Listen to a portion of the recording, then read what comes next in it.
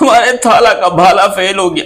हमारे थाला का भाला फेल हो चुका है क्योंकि हमारे थाला साहब आज एज एन कैप्टन भी हार चुके हैं। देखो, कहा जा रहा था कि शायद ऋतुराज गायकवाड़ की कप्तानी में मसला है, हो सकता है ऋतुराज गायकवाड़ की कप्तानी हो, लेकिन मुझे यह समझ नहीं है कि यार ऑन अ सीरियस नोट, मैं महेंद्र सिंह धोनी का एक बहुत बड़ा फैन था, बहुत बड़ा फैन था, लेकिन इतने फट्टू महेंद्र सिंह धोनी मैंने अपनी जिंदगी में नहीं देखे यार। इतने कोई घटिया और थर्ड क्लास किस्म की आपने डिसीजन लिया, मतलब फटके चार हुई पड़ी थी महेंद्र सिंह धोनी की।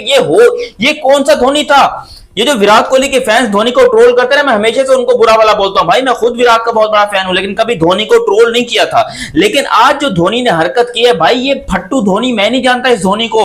इस धोनी को हम जानते ही नहीं है। ये बात पूरा इंडिया बोलेगा मेरे साथ, पूरा पाकिस्तान ये बात जानता है कि भाई महेंद्र सिंह धोनी एक शेर था, एक लड़ने वाला योद्धा था वो। लेकिन यहां पर इसकी खुद की यद्दी पड़ी है। ये क्या हुआ है महेंद्र सिंह धोनी को? खैर, डिटेल में बात करते हैं इस मैच के बारे में, क्योंकि महेंद्र सिंह धोनी अपनी कप्तानी में भी ये कारनामा सरंजाम कर चुके हैं। जो लोग कह रहे थे कि ऋतुराज गायकवाड़ की कप्तानी ठीक नहीं, ये ठीक नहीं, उन सबको भी जरा जवाब देते हैं। मगर अभी तक आपने चैनल सब्सक्राइब नहीं किया तो सब्सक्राइब करो, और सब्सक्राइब करते ही बेल आइकन दबाओ। देखो, सब्सक्राइब करना है बहुत जरूरी। अब Mahendra Singh Dhoni as an captain आज अपना मैच खेल रहे थे आईपीएल का, और एज एन कैप्टन लोगों ने बड़ा देखा कि भाई महेंद्र सिंह धोनी जो है वो आ चुके हैं एज एन कैप्टन, और वो अब किसी भी दुनिया की टीम को नहीं छोड़ेंगे, वो एज एन कैप्टन आ चुके हैं। अब तो यहाँ पर भाई आईपीएल की टीम जो है वो शानदार तरीके से बन जाएगी। आईपीएल को किसी का बाप भी नहीं रोक सकता। अब आईपीएल दुनिया की नंबर 1 लीग बन जाएगी। अब सीएसके जो है वो ट्रॉफी उठाएगी, अब ये उठाएंगे वो उठाएंगे, मेरा घंटा उठाएंगे, मेरा घंटा उठाएंगे महेंद्र सिंह धोनी भाई। क्योंकि खुद सोचिए जो काम यहां पर धोनी ने किया यार, इतना फटू नंबर 9 पे बैटिंग पे आ रहा है यार। चलो सीएसके हारी, ठीक है, हार जीत होती रहती है, वो क्रिकेट का हिस्सा है हार जीत, ठीक है, आप हारते भी हो, आप जीतते भी हो, बुरे दिन आपके आ जाते हैं, लेकिन आप बुजदिलों की तरह और नल्लों की तरह क्रिकेट खेलोगे तो भाई इस तरह नहीं चलेगा। और सीएसके वालों से मेरी हाथ जोड़ी गुजारिश है भाई, इसको डिफेंड करने की कोशिश मत करना। देखो, आज धोनी ने बेगैरती फैलाई है, इसमें कोई डाउट नहीं है, लेकिन मैं फिर भी उनकी इज्जत करता हूं। लेकिन ये धोनी को, अगर आपको लग रहा है कि आप टीम के ऊपर बोझ हैं तो भाई छोड़ दें, किसी यंगस्टर को खेलने दें। आप खाम में 1 रन बनाकर जा रहे हो। अच्छा, जब बैटिंग के ऊपर नंबर 9 के ऊपर आए, क्योंकि जब इतनी विकेट गिर गई और फिर महेंद्र सिंह धोनी आए, तो सब लोगों ने यही बोला कि भाई अब तो धोनी चालू हो जाएंगे, अब तो धोनी मारना चालू कर देंगे, अब धोनी नहीं रुकने वाले। ये नहीं, धोनी ने बोला मेरे एल पे चढ़ो, मेरे एल पे चढ़ो, तुम भी एल पे चढ़ो, तुम्हारी एक्सपेक्टेशंस भी एल पे चढ़े, क्योंकि मैं नहीं करने वाला, मैं रन स्कोर नहीं करने वाला। और धोनी बिल्कुल एक्सपोज हो गया, धोनी बिल्कुल फेल हो गया, क्योंकि उसने लिटरली बहुत ज्यादा जो है कई लोग फैंस को निराश किया है या फैंस को एंग्री किया, जो भी आप बोलोगे, धोनी ने कर दिखाया। और धोनी का ये बहुत बड़ा मसला है भाई, कोई छोटा मसला नहीं है। आईपीएल के तमाम जितनी भी फ्रेंचाइजीज हैं वो सब ये बात बड़े अच्छे तरीके से जानती हैं कि धोनी को जो है वो बाप बनाकर बैठाए हुए हैं, लेकिन धोनी की अब खत्म हो चुकी है लेगेसी। मानते हैं बहुत बड़ा था धोनी का ऑरा, लेकिन अब वो नहीं रहा, अब धोनी का कट के वादा हो चुका है।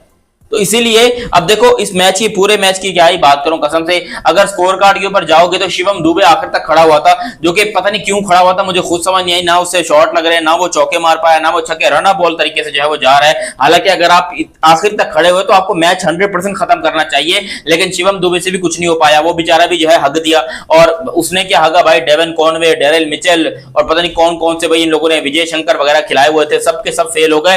अच्छा, जब 5 विकेटें गिरी और मैं जरा कहीं गया हो तो वापस आए, 5 विकेट गिरी, मैंने दिल पे हार्ट अटैक यार, धोनी की बैटिंग मिस कर दी। ये सारे रन तो धोनी ने किए होंगे, तो पता चला कि धोनी बैटिंग पे आए नहीं। फिर 6ठी विकेट जाती है, फिर यहां पर धोनी नहीं आए, फिर 7वीं विकेट जाती है और फिर धोनी आ रहे हैं। फिर मैंने कहा चलो भाई, अब तो यहां पर किसी का बाप भी नहीं रोक सकता धोनी को जीतने से। Dhoni is going to win this match, और ये सीएसके की हिस्ट्री का सबसे बड़ा मैच होने वाला है, क्योंकि एज एन कैप्टन धोनी वापस आ रहे हैं। लेकिन भाई वो कुछ नहीं कर पाए।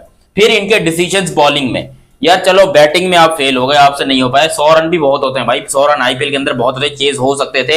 मैं नहीं कहता कि चेज होने चाहिए थे, क्योंकि भाई इसमें इतनी घटिया बैटिंग के बाद अगर आप चेज कर लेते तो आपका इसमें कोई कमाल नहीं था, वो बॉलर्स का ही कमाल होना था। लेकिन धोनी भाई साहब ने यहाँ पर ये चीज करके दिखाई कि भाई वो एज एन कैप्टन भी कुछ नहीं उखाड़ पाए और एज ए प्लेयर भी कुछ नहीं उखाड़ पाए। क्योंकि हम ऋतुराज गायकवाड़ को बड़ा पेलते थे, जब पिछले 4 मैच हम हारे थे तो सब लोग यही बातें कर रहे थे कि यार देखो, मानो या ना मानो, लेकिन अगर धोनी कप्तान होता ना तो ये हो जाता, अगर धोनी कप्तान होता ना वो हो जाता, अगर धोनी ये करता तो वो हो जाता। धोनी के पीछे पड़े हुए थे, तो बहुत सारे लोग जो है वो धोनी को यहाँ पर बाप बनाकर बैठे थे, और आज उन सबको जवाब मिला है, और बहुत ही करारा, बहुत ही खतरनाक किस्म का जवाब मिला है। क्योंकि धोनी ने आज सबके मुंह पर जूता मारा है। जो एक्सपेक्टेशन लेके बैठा था, धोनी को बाप बना के बैठा था, धोनी ने आज सबके मुंह पर जूता मारा और बेटा बोला औकात में रहो, इतना ज्यादा उछलने की जरूरत नहीं है, मैं धोनी हूं, और पुराना वाला धोनी नहीं हूं, नया वाला धोनी हूं।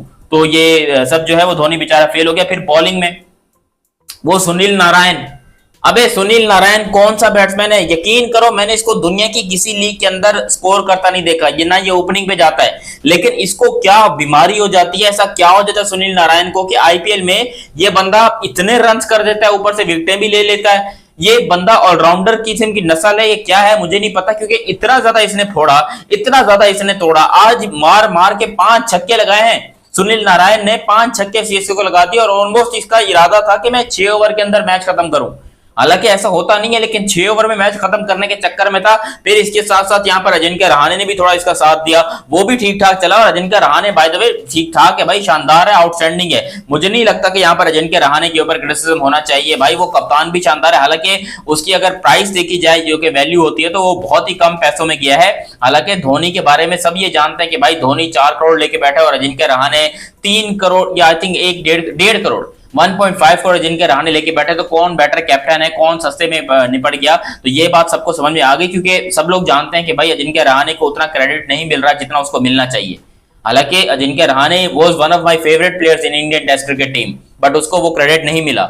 लेकिन अच्छी बात यह है कि आज यहाँ पर बहुत ही कमाल किया केकेआर ने, और ये मैच केकेआर के लिए भी जरूरी था, ये मैच सीएसके के लिए भी जरूरी था, क्योंकि केकेआर भी 5 में से 3 मैचेस हार चुकी थी और सिर्फ 2 जीती थी, और अब वो 6 में से केकेआर अब 6 में से यकीन करें सिर्फ 3 मैचेस जीत चुकी है, और 3 मैचेस हमारी आरसीबी भी जीत चुकी है।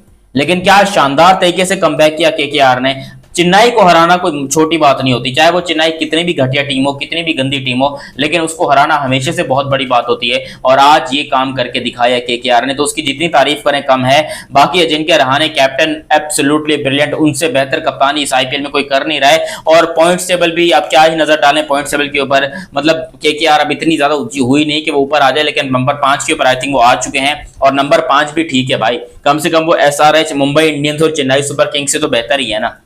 अब वो तीनों तो यहाँ पर बिल्कुल, चेन्नई सुपर किंग, हाँ Chennai super Kings, Mumbai Indians और सनराइज हैदराबाद, जो तीनों सबसे स्ट्रॉन्गेस्ट टीमें मानी जा रही थी इस आईपीएल की, कि इनसे ज्यादा स्ट्रॉन्ग टीम कोई हो नहीं सकती है, ये सबसे स्ट्रॉन्ग टीम है। ये आईपीएल 2025 की सबसे टॉप की टीम है, वो टॉप की टीम है इस टाइम पे, तीनों नीचे बैठी हुई है। और जिनको लोग अंडर एस्टिमेट कर रहे थे, जैसे कि दिल्ली कैपिटल्स, गुजरात टाइटंस, इनको कोई नाम नहीं ले रहा था, वो तीनों टीमें जो है इस टाइम के ऊपर पहुंच चुकी हैं टॉप लेवल के ऊपर, विच मीन्स कि वो टीमें आपको नंबर पॉइंट टेबल में नंबर टॉप करती हुई दिखाई देती हैं, 1, 2 और 3।